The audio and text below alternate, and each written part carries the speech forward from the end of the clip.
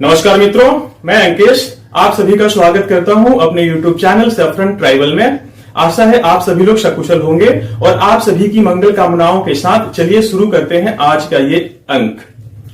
वैसे तो आप सभी को पता ही है कि संभल में काफी विवाद चल रहा है। संभल यूपी का एक क्षेत्र है जहां पे अभी दंगे भी हुए थे, पत्थरबाजी की घटनाएं हुई थी, जहां पे कुछ लोगों के मारे जाने की खबर भी आई थी। और पूरा का पूरा जो विवाद है वो एक मस्जिद को लेके, एक ढांचे को लेके है, जिसे जो हिंदू पक्ष बोल रहा है कि वो मंदिर है और मुसलमान पक्ष बोल रहा है कि वो मस्जिद है। और ये पूरा का पूरा मामला अगर आप ध्यानपूर्वक देखेंगे तो ऐसा लगेगा कि ये पूरा जो ज्ञान वापी मंदिर है बनारस में, और जिस तरह से मथुरा में भी जो कृष्ण जन्मभूमि है उसके साइड में जो ढांचा खड़ा कर दिया गया है, और जिस तरह से राम जन्मभूमि जो था उसके ऊपर भी एक ढांचा खड़ा करके उसे मस्जिद कहा जा रहा था, ठीक अगर आप ध्यान से देखेंगे तो ये जो मुद्दा है, ये मस्जिद है, वो वैसी ही दिखेंगी। और इस मंदिर, ये जो ढांचा है उसके बारे में ये भी कहा जा रहा है कि मुस्लिम पक्ष का कहना है कि ये बाबर ने बनवाया था, बाबर काल में, यानी कि 16वीं सदी में ये ढांचा बनाया गया था। जबकि उस समय के जो समकालीन इतिहासकार थे, जो बाबरनामा है, बाबरनामा में इसका कहीं पे भी कोई जिक्र नहीं है कि संभल में बाबर ने मस्जिद बनवाई थी। ऐसे आप बाबरनामा में आप देखेंगे, अगर इतिहासकारों की मानेंगे तो बाबर ने जो भी कार्य किए थे बाबरनामा में काफी अच्छी तरीके से उसको वहां पे संग्रहित किया गया है। बट ये जो संभल का जो स्ट्रक्चर है इसके बारे में कोई बात नहीं की गई है। और कुछ 19वीं शताब्दी तक अगर जाएंगे आप, स्वतंत्रता से पहले जाएंगे तो आप लोगों को ये भी दिखेगा, पता चलेगा कि वहां पे एक मंदिर ही हुआ करता था और वहां पे जो लोकल लोग हैं वो भी उसे मंदिर ही कहते हैं। बट जिस तरह से काशी विश्वनाथ का जो मंदिर है उस पे जिस तरह से ढांचा खड़ा किया गया, आप लोग ध्यानपूर्वक देखेंगे तो आपको पता चलेगा ही। अयोध्या का मामला आप लोगों को पता ही है, और मथुरा में जो केस चल रहा है वो आप लोगों को पता ही है। तो इसी मामले में जो विष्णु शंकर जैन है, जो हिंदू पक्ष के वकील हैं, उन्होंने एक पिटीशन दायर करी थी निचली अदालत में। और विष्णु शंकर जैन ऐसे दर्जनों हिंदू मंदिरों को लेके केस लड़ रहे हैं, जहां पे जो मंदिरों के ऊपर बाबर काल में, मुगलों के काल में वहां पे एक ढांचा खड़ा करके उससे मस्जिद बनाने की कोशिश की गई थी। तो विष्णु शंकर जैन जो उनके फादर हैं वो दोनों ये कार्य में लगे हुए हैं। और संभल जो है हिंदुओं के लिए इतना महत्वपूर्ण क्यों है, संभल आखिर जो वहां के हिंदू हैं और पूरे हिंदू समाज इसके लिए इतना व्यग्र क्यों है, वो क्यों चाहता है कि उसको फिर से रिक्लेम किया जाए। तो संभल एक जगह है, संभल जो है वहां पे अगर महाभारत की माने तो महाभारत में ये लिखा हुआ है कि जो भगवान विष्णु का जो अवतार होगा एज ए कल्कि, वो संभल में ही होगा। जो संभला नामक जो जगह है वो संभल में होगा। और स्कंद पुराण की भी बातें माने, अगर स्कंद पुराण में अगर कुछ मैंने जांच पड़ताल किया तो मुझे कहीं से ये मिली, ये स्कंद पुराण में भी इसका वर्णन है कि जो कल्कि अवतार होगा, भगवान विष्णु का जो कल्कि अवतार होगा वो संभल में ही होगा और एक ब्राह्मण फैमिली में होगा। तो आप मान सकते हैं कि जिस तरह से जो इसका सिग्निफिकेंस है, जिस तरह से अयोध्या, काशी, मथुरा का जो सिग्निफिकेंस है हिंदू धर्म के लिए, वैसे ही जो संभल का ये स्ट्रक्चर है और संभल की जो एरिया है हिंदुओं के लिए इतना ही महत्वपूर्ण है।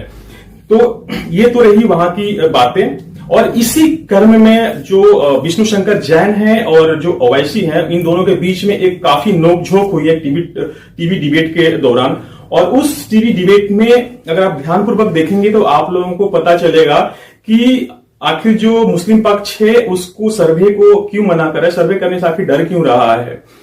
आखिर सर्वे हो जाता है, अगर कोर्ट ने ऑर्डर दिया है सर्वे के लिए तो अगर वहां पे कुछ मेरिट होगा तभी कोर्ट ने बोला होगा सर्वे करने के लिए, और सर्वे होने के बाद दूध का दूध और पानी का पानी हो जाएगा। तो फिर आखिर जो मुस्लिम पक्ष है इतना डरा हुआ क्यों है, कुछ तो छुपा रहे हैं जिससे उन लोगों को इतना डर लग रहा है। तो इसी क्रम में जो विष्णु शंकर जैन है और ओवैसी के बीच जो झड़प हुई थी वो काफी दिलचस्प है। आप लोग इस जब नोकझोंक को देखेंगे तो आपको पता चलेगा कि आखिर मामला है क्या। आप लोगों को कुछ क्या 50% 60% तक आप लोगों को पता चल जाएगा कि आखिर ये मामला है क्या। तो चलिए शुरू करते हैं। सेक्शन 3 सेक्शन 4 पढ़ लीजिए।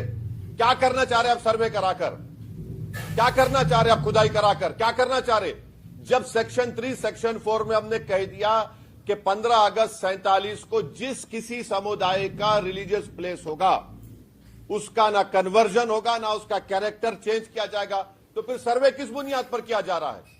फैक्चुअली, पहली बात फैक्चुअली गलत है। हाँ। इन्होंने क्या कहा, खुदाई हो रही है। मुझे ये बताएं और मैं डिबेट अभी खत्म कर दूंगा और माफी भी मांगूंगा कि कोर्ट ने खुदाई का आदेश कहां दिया। ज्ञानव्यापी में आदेश जो था वो हाईकोर्ट सुप्रीम कोर्ट ने मॉडिफाई कर दिया। मथुरा श्री कृष्ण भूमि में खुदाई का कोई ऑर्डर नहीं है, भोजशाला में खुदाई का कोई ऑर्डर नहीं है। आप क्या बोलना चाह रहे हो? यू आर जस्ट, मतलब आप अफवाह फैला रहे हो। खुदाई, बैरिस्टर है ना, मुझे बताए खुदाई का ऑर्डर कहां है? Point number 1। पॉइंट नंबर 2, उन्होंने कहा सेक्शन 3 और 4 पढ़ लीजिए, मामला खत्म हो जाएगा। सर हम भी यही कह रहे हैं, बहुत विनम्र निवेदन कर रहे हैं, सेक्शन 4 सब क्लॉज 3 पढ़ लीजिए, जिसमें लिखा हुआ है प्लेसेस ऑफ वर्शिप एक्ट वहां पे लागू नहीं होगा जो एएसआई द्वारा संरक्षित स्मारक है। और एएसआई ने स्मारक को 1920 में नोटिफाई किया था, तो यहां पे प्लेसेस ऑफ वर्शिप एक्ट लागू ही नहीं होता है। और अंजना जी एक बात और कहना चाहता हूं, एएसआई ने आज माननीय न्यायालय के सामने एफिडेविट फाइल किया है जिसमें एएसआई कह रही है कि हम ही वहां पे नहीं घुस पा रहे हैं। मुझे आप जब भी आप कभी इनसे बात हो या फर्दर इंटरव्यू करें, इनसे पूछेगा बहुत विनम्रता से कि ऐसा कौन सा मॉन्यूमेंट है जो एएसआई द्वारा संरक्षित है और एएसआई वहां कब्जे में नहीं। जवाब नहीं होगा, मैं गारंटी के साथ दिया। सबसे पहले तो जो पिटिशनर है, जो लॉयर है, वो उत्तर प्रदेश सरकार का स्टैंडिंग काउंसिल है, उसको परमिशन मिला नहीं मिला अलग वो बताएगा। उन्होंने क्या कहा कि हमको राइट ऑफ वे चाहिए मस्जिद में। अब मेरे को आप बताइए मैडम, अगर कोई राइट ऑफ वे चाहता है तो सर्वे की क्या जरूरत उसमें? उनका प्रेयर पढ़ लीजिए, प्रेयर में लिखा है राइट ऑफ वे चाहिए। उसी दिन कोर्ट में आता है, कोर्ट दोपहर में सुनता है और 1 घंटे के बाद ऑर्डर दे देता है और 45 किलोमीटर कोर्ट से मस्जिद का रास्ता है, पुलिस पूरी तैयार वहां पर। क्या हो रहा है फिर? ये कोई राइट ऑफ वे चाह रहा है आर्कोलॉजिकल एक्ट के तहत, भाई राइट ऑफ वे चाहिए तो आके बैठे ना पिटिशनर, कौन रोक रहा है तुमको मस्जिद में? मगर सर्वे के ऑर्डर क्यों दिया जज ने फिर? इसको आप समझिए, इसकी क्रोनोलॉजी समझिए, आप क्या करना चाह रहे हैं फिर? आप क्रोनोलॉजी समझा रहे हैं, वो जवाब दीजिए। देखिए उन्होंने 2 बातें कही। सबसे पहली बात कि मैं यूपी सरकार का स्टैंडिंग काउंसिल हूं और राइट ऑफ एक्सेस मांग रहा हूं। मैं उनको बताना चाहता हूं, जफर आप जिलानी साहब जो बाबरी मस्जिद एहसन कमेटी के वकील थे और काफी समय तक उन्होंने बाबरी मस्जिद की तरफ से पैरवी की, वो सपा सरकार में एडिशनल एडवोकेट जनरल थे। स्टैंडिंग काउंसिल से भी ऊपर होता है, एडिशनल एडवोकेट जनरल थे बाकायदा, इसका कोई डिनाइल नहीं है। और उन्होंने बाबरी मस्जिद एक्शन कमेटी की पूरी पैरवी की सुप्रीम कोर्ट में 5 साल तक। तो क्या माना जाएगा, सपा सरकार बाबरी मस्जिद एक्शन कमेटी की तरफ से केस लड़ रही? क्या बातें कर रहे हैं आप? देखिए आपको इस बात को समझना पड़ेगा, UP government is not a party in this case. District magistrate party है फॉर द सेंस की लॉ एंड ऑर्डर जो वहां पे मेंटेन होना है, क्योंकि एक एएसआई संरक्षित स्मारक है। तो जो डिस्प्यूट है वो एएसआई के बीच में है, एएसआई और पिटिशनर के बीच में, और ये मांग की जा रही है कि एएसआई अपना मॉन्यूमेंट वापस अपने कब्जे में ले। पहली बात। दूसरी बात, यूपी सरकार के 32 स्टैंडिंग काउंसिल है, 32, नॉट जस्ट मी, और उसमें सारे लोग अपनी अलग अलग ड्यूटीज परफॉर्म कर रहे हैं। तो यहां पे कंफ्लिक्ट ऑफ इंटरेस्ट क्या है? और तीसरी बात, परमिशन है मेरे पास। जो उन्होंने कहा ना परमिशन कहां दिखाएं, मैं उनको बोल रहा हूं, आपके चैनल पे बोल के जा रहा हूं, परमिशन है मेरे पास। तो जितना वो कानून जानते हैं, शायद थोड़ा बहुत कानून हम भी जानते हैं। इसके बाद उन्होंने कहा कि क्या कह रहे हैं, राइट ऑफ एक्सेस मांग रहे हैं। माशाअल्लाह आपकी भी दाढ़ी है, आके मस्जिद में बैठी ना, वो उन्होंने मेरे लिए ही कहा। तो उनको ये नहीं पता है हमारे साथ दाढ़ी में हमारे तिलक भी है। तो अगर वहां पे बैठेंगे ना तो वहां पे सर तन से जुदा हो जाएगा। अब मैं ये बात इसलिए कह रहा हूं क्योंकि एएसआई ने जो एफिडेविट दिया, आप उसको पढ़िए अंजना जी। एएसआई ने कहा है कि वहां पे एएसआई के अधिकारी नहीं घुस पा रहे हैं। राइट ऑफ एक्सेस इसलिए मांग रहे हैं ओवैसी साहब क्योंकि एएसआई के मॉन्यूमेंट में एएसआई नहीं घुस पा रही है। और आप प्लेसेस ऑफ वर्शिप एक्ट तो पढ़ते हैं, पर एंशिएंट मॉन्यूमेंट्स एक्ट 1958 पढ़िए, जिसके सेक्शन 16 में लिखा हुआ है कि अगर किसी एएसआई द्वारा संरक्षित स्मारक, अगर कोई श्राइन है, पूजा स्थल है, तो एएसआई उसका धार्मिक चरित्र निर्धारित करेगा और उसके बाद उस व्यक्ति को एक्सेस देगा जो उसके धार्मिक चरित्र के अनुरूप काम करेगा।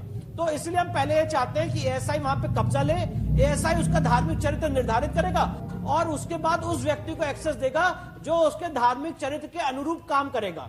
तो इसलिए हम पहले ये चाहते हैं कि एएसआई वहां पे कब्जा ले, एएसआई उसका धार्मिक चरित्र निर्धारित करेगा। अगर वो पाएगा कि यहाँ पे मस्जिद है तो आपको राइट मिलेगा एक्सेस का, अगर वो पाएगा मंदिर है तो हमें राइट टू एक्सेस मिलेगा। इन्होंने प्रेयर नंबर ए पढ़ लिया आपके सामने, प्रेयर नंबर बी नहीं पढ़ा माई पिटीशन का।